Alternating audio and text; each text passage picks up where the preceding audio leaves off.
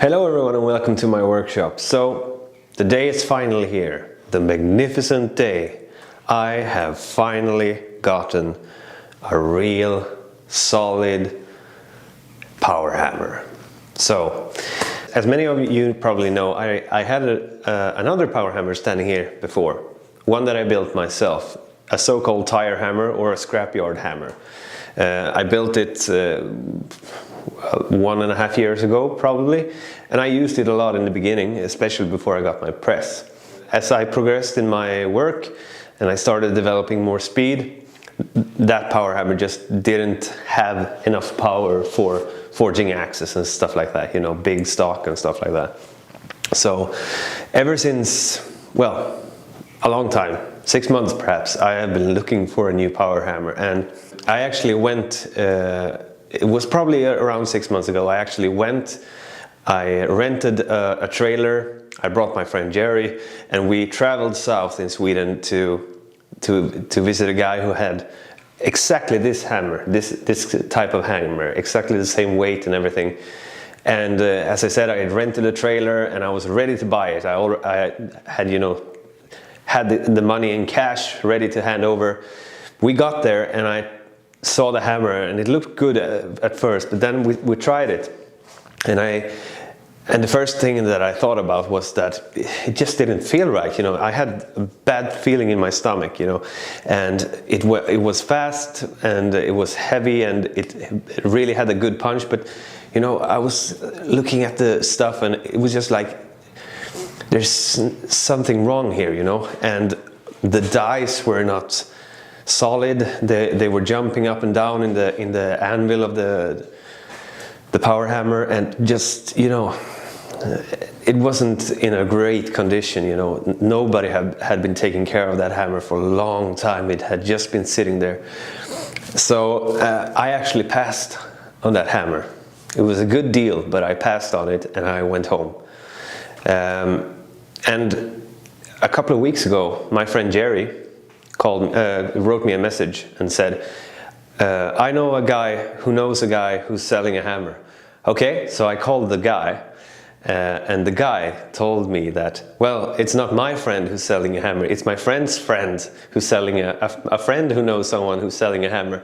So I got the number to the guy's friend, and the friend picked up and he told me, well, I don't know anyone who's selling, but I owned a power hammer which I sold to a guy, and last year he asked me if I wanted to buy it back, so maybe it's for sale. So I was like, oh, okay, so I got his number anyway. So I called the friend's friend, and he was like, yeah, sure, you can come and look at it if you want to. I'm moving away from Värmland, so you can come and look at it. I won't be needing it. So I went there, looked at it, and this is what was there. When I talked to him, he said it was so this hammer comes in 3 different sizes: the 20 kilo ram, 25 kilo ram, and the 42 kilo ram. So he thought that it was a 25 kilo, and when I got there, this was standing there in all its glory. And I was like, I think that's the 42 kilo one. No, it can't be, it's not that heavy. And he lifted the ram. No, it must be the 25 one. Okay, so I took a couple of pictures and I sent them to Jerry, who is a power hammer anvil enthusiast, knows everything about them. And he told me, that's the 42 kilo one. And I was like, damn, the 42 kilo one, there's a problem with that. It weighs over a ton. It weighs almost double the 25 kilo one. So, and in Sweden you have to have a really good trailer, and you also need a special driver's license to go get something that weighs over a ton, if you don't want to break the law, that is. So, and I don't have that kind of driver's license. I only have the regular one. So I started thinking, how are we going to get it from his place here?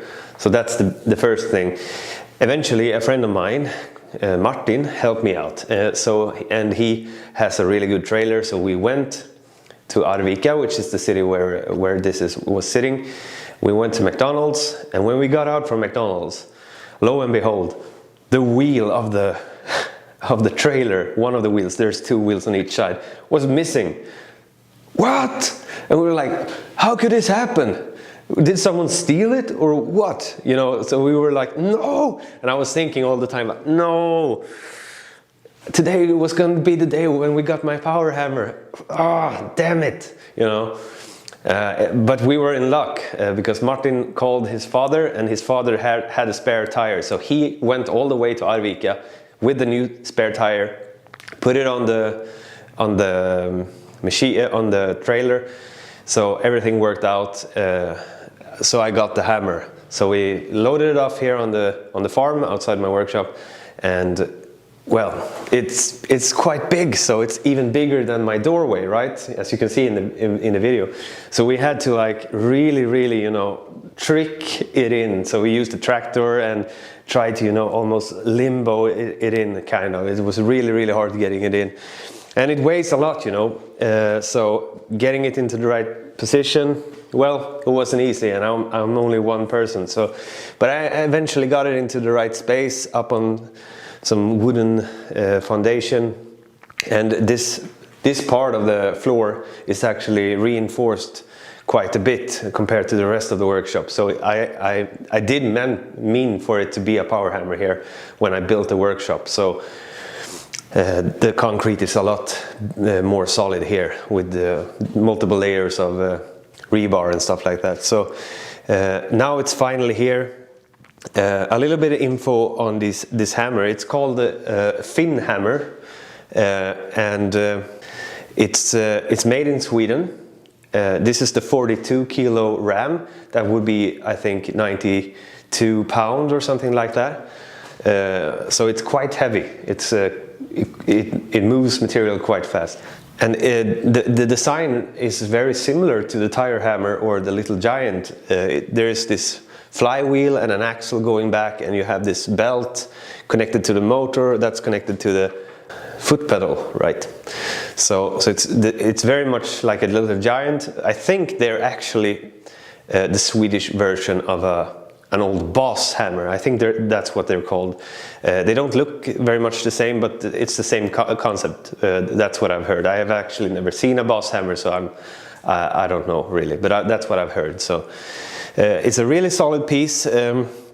It's in two pieces, so you have this part and you also have the anvil part, and the anvil is actually not in one piece with the other part, so you can actually move the anvil around if you want to. And from what I've heard, it is to make it easier to move.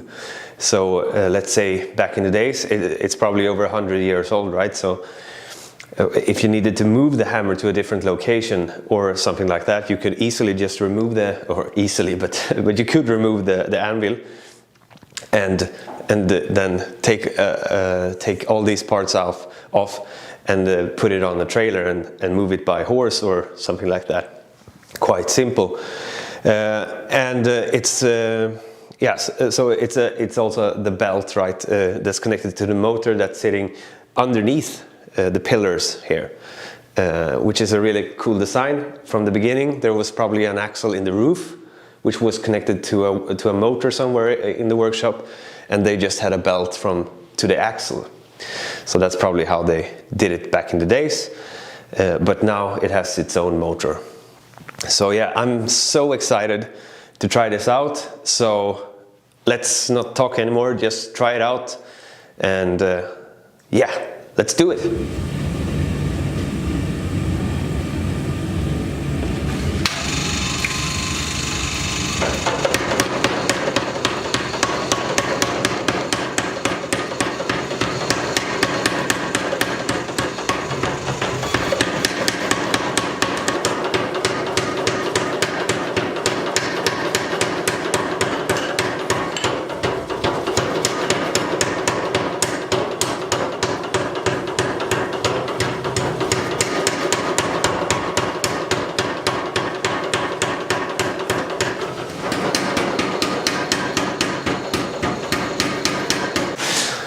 Alright, so now I've tried it out for the first time.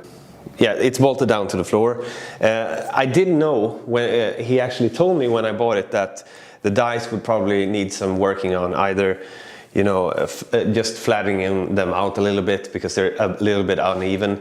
And from what I saw, he actually had the anvils standing a little bit, you know, to the right, so they were not hitting in line with each other, right? But now the anvil is in line with each other. The anvil and the dice are in line now, so I might need to, you know, fix the dice a little bit, but that's not a big deal. That's probably pretty easy. Also, I need probably to lower the head a little bit. You can easily do that with the adjusting rod over there. But other than that, I'm very impressed, to be honest. The small stock, 2 by 2 centimeter, was just easy. Almost too easy. It's almost too powerful. And the big stock was 4 by 4 centimeter.